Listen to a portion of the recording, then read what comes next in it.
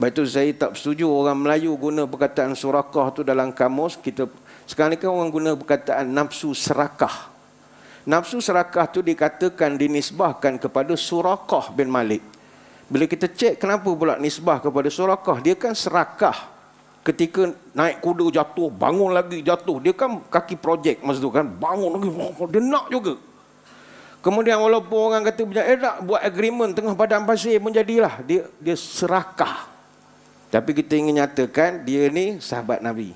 Jadi tak sesuai kita nak meletakkan nama-nama yang tidak cocoklah dengan penampilan dan pendirian seorang sahabat. Jadi balik kepada cerita tadi, disebabkan orang Arab ada kemahiran yang luar biasa sebegitu, Nabi memerlukan orang-orang, dia saya sebut mission impossible tadi. Pertama Nabi perlukan Amir bin Fuhairah. Amir bin Fuhairah ni radhiyallahu anhu, dia ni hamba tapi dibeli oleh Abu Bakar. Jadi Sayyidina Abu Bakar ni berjasa besar kepada dia dan dia sedia berkhidmatlah apa saja. Jadi peranan utamanya adalah semasa hijrah, ketika Nabi bersembunyi di Gua Sur, dia dikehendaki menghilangkan jejak. Itu saja.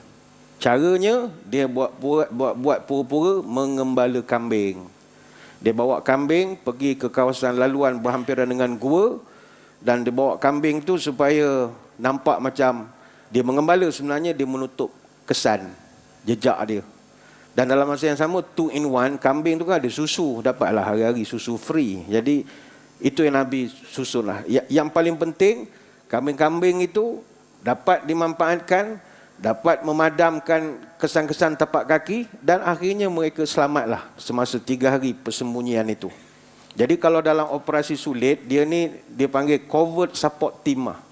Menyamar macam kita dalam surau ni ada je special beran ada, dia buat padahal special beran macam orang tak kenal. Ada.